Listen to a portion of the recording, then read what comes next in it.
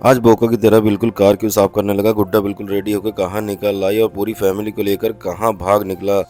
तो नमस्कार साथियों, आज डेली की तरह सवेरे जल्दी उठ गया, नहा धोकर रेडी हो गया और कार को साफ करने लगा। और कार को साफ ही कर रहा था तो देखिए गुड्डा बिल्कुल रेडी होकर के आ गई थी, क्योंकि आज था हमारी वाइफ धर्मपत्नी जी का बर्थडे, तो उनको लेकर मंदिर जाना था। तो मंदिर जाने के लिए बिल्कुल रेडी हो गया, कार को बिल्कुल रेडी हो गया, अपनी फैमिली को लेकर निकल पड़ा बेहतरीन रास्ते में। रास्ते तो बेहतरीन थे लेकिन इतनी तेज धूप थी कि हालत खराब हो गई। भाई साहब थोड़ी दूर चलने में ही दिमाग खराब हो गया। फिर प्रसाद लेकर मंदिर की लाइन में लग गए हम लोग, क्योंकि लाइन बहुत लंबी लगी हुई थी, तो यहाँ पर भी लाइन में लगना बहुत जरूरी था। जैसे तैसे लाइन में लगने के बाद भगवान जी के दर्शन होना शुरू हो गए थे। पहले हमने इन भगवान के दर्शन किए, उसके बाद कामतानाथ स्वामी के भी दर्शन कर लिए।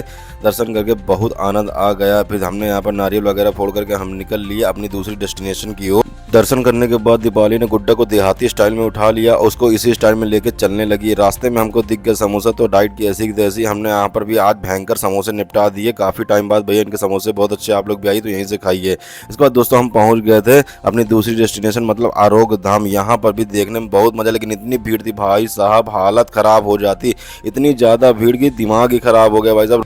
और इतनी धूप में भी बिटिया रानी का हमारा एंजॉय कम होने का नाम नहीं ले रहा था। बहुत तगड़ा ये भी एंजॉय कर रहे थे, लेकिन भाई साहब आज इतनी तगड़ी भीड़ देखकर तो मेरा तो दिमाग ही बिल्कुल डिस्टर्ब हो गया। बहुत लोग आए हुए थे पता नहीं कहाँ कहाँ से। फिर क्या था, हम भी गुड्डा का हाथ पकड़े और उसको लेकर के निकल आए फोटोग्राफी करने के लिए। हम भी किसी से कम थोड़ी ना है। और कहीं घूमने जाएं फुल की बतासे ना दिखे, ऐसा हो ही नहीं सकता। फिर इसके बाद इन लोगों का फुल की बतासे खिलवा दिया। निकल गए हम अपनी तीसरी डेस्टिनेशन की ओर। यहाँ पहुँचते पहुँचते हम लोग को लग गई थी बहुत तेज वाली गर्मी, तो हमने बेहतरीन यहाँ से बनवा लिया शिकंजी, और हम लोग ने बारी बारी से सब लोगों ने शिकंजी का आनंद लिया।